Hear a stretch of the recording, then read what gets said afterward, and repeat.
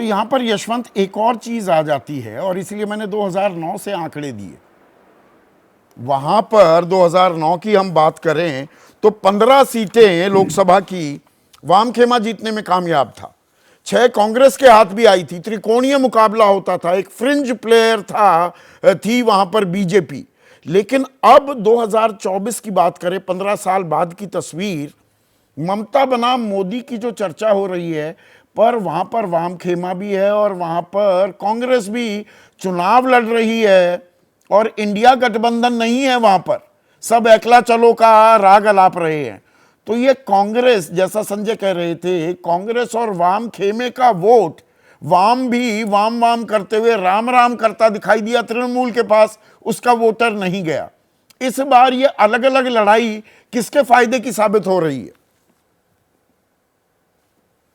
देखिए संदीप, जो भाजपा की ग्रोथ स्टोरी है पश्चिम बंगाल की, वो पूरे भारत से अलग है, थोड़ी अलग है। पहली बात तो ये कि पश्चिम बंगाल में बीजेपी के वोटों में जो बढ़ोतरी हुई, दरअसल वो वाम मोर्चे और कांग्रेस के वोटों से हुई।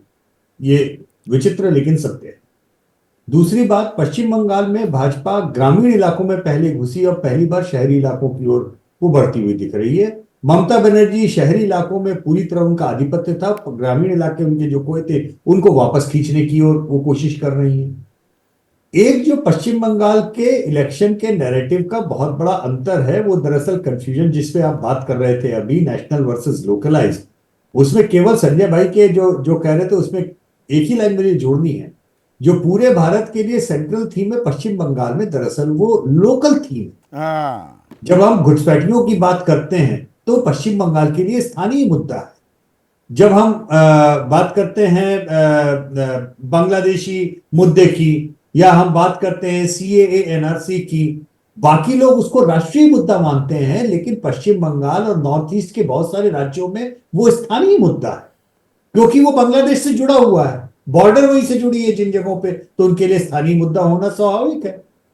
तो ये राजनीति जो है वहां पे दरअसल लोकलाइज्ड है, अलग तरीके से, जो कहने के लिए नेशनल इशू है लेकिन वहां पे लोकल इशू है। दूसरी बात, ममता बनर्जी को यह बात अच्छे से पता थी कि जो लेफ्ट और कांग्रेस के पास में अब रेसिडुअल वोट है, बचा खुचा वोट है, क्योंकि 2022 के लोकसभा विधानसभा जो चुनाव हुए किसके, उसमें ममता बनर्जी को करीब करीब 48% वोट मिले तृणमूल कांग्रेस को, और वो एक तरह से सैचुरेशन वोट उन्होंने अपने ओर खींचा मुस्लिम मतदाताओं का, और जो वोट रह गया 10% के आसपास, 10-12% कांग्रेस और 5.5% वामखेमा और 3% कांग्रेस को मिले थे 2021 के विधांसभा चुनाव। तो हाँ, तो सारा मिला लीजिए तो दहाई का फिगर हार्डली टच। हाँ, जो ये दहाई का फिगर है, एक्चुअली में ममता बनर्जी ने बड़ा समझदारी का काम किया कि लेफ्ट और कांग्रेस को अपने साथ में वो लेके नहीं, क्योंकि उनको पता था कि ये 10% वोट जो अब इनके पास में है वो दरअसल एंटी बीजेपी नहीं है,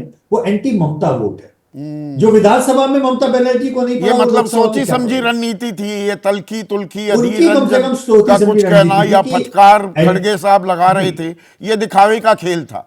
अंदर खाने ये था कि भाई साथ मिलकर लड़ेंगे, ये 8-9% वोट बैंक सारा बीजेपी के पास ना चला जाए और खेल बिगड़ जाए। एग्जैक्टली, तो वो उन्होंने इसको ये इंश्योर किया कि एंटी ममता वोट स्प्लिट हो। अब लड़ाई केवल इस बात की है कि क्या वो स्प्लिट होगा, या 1 तारीख के आंकड़े तो आपके पास आपको देने ही होंगे, पर थोड़ा सा एक ट्रेलर आज भी दीजिए। समझ में आ जाएगा जी, बिल्कुल वो समझ में आएगा अपने को कि क्या लेफ्ट और कांग्रेस का प्रदर्शन ममता बनर्जी को फायदा कर रहा है, या उनका फर्दर डिसइंटीग्रेशन ये बीजेपी को फायदा दे रहा है। संजय भाई भी मेरे ख्याल से इन्हीं 2 आंकड़ों के ऊपर निगाह उनकी भी बनी हुई होगी, उनके आंकड़ों में।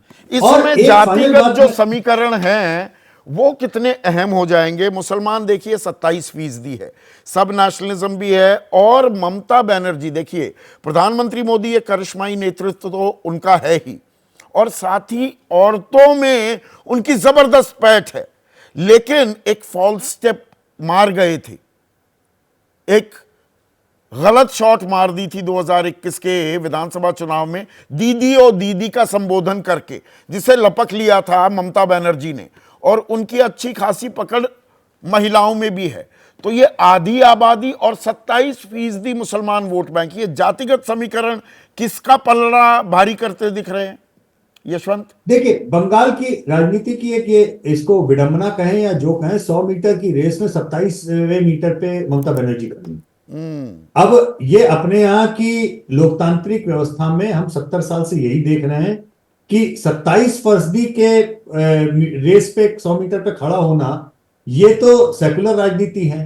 नहीं, इस वोट बैंक में कांग्रेस का और नहीं खड़ा होना, वाम खेमे ये का भी अलग तो हो फुट जाता होता था, या इस बार वो यही एक तरफा कह रहे शिफ्ट कर गया है?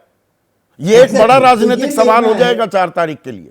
जी, ये बहुत इंटरेस्टिंग होगा कि काउंटर पोलराइजेशन क्या उस तरीके का होता है, पहली बात। दूसरी चीज, जो प्रॉब्लम ममता बनर्जी की अब है, अगर आप इंडियन एक्सप्रेस की रिपोर्ट पढ़ें, मैं लगातार उनको फॉलो कर रहा हूं, उनके रिपोर्टर्स को वहां पे, उसमें एक बड़ी इंटरेस्टिंग रिपोर्ट 3-4 दिन पहले उनकी आई थी कि जो एंटी इनकम्बेंसी है पश्चिम बंगाल, ममता बनर्जी को परेशान कर रही है। क्योंकि जो भर्ती घोटाला और उसके ऊपर जो कोर्ट के आदेश आए, 20,000 लोगों की जो 25,000 नौकरियों को निरस्त करने का, और फिर बाद में जो उसको लेके जो प्रपंच चल रहा है पश्चिम बंगाल में, लोगों को नौकरी को लेकर के, ये एक मसला बड़ा बन। मुझे लगता है कि जो उनकी जबरदस्त पकड़ और पॉपुलैरिटी महिलाओं के बीच में है, जिसको लेकर के वो हमेशा से बहुत आश्वस्त रही हैं, मुझे लगता है कि पहली बार उसमें उस चीज को लेकर के, इस घोटाले के कारण, तो वो कांटे एक की टक्कर nervousness में दिख रही। कौन 19 कौन 20 यशवंत? ये कहना अभी बहुत मुश्किल है, ये कहना बहुत मुश्किल है। क्योंकि ठीक है, ठीक है। नहीं, कारण एंटी संदीप इनकम्बेंसी उसका दोनों कारण तरफ है, 13 साल का राज है।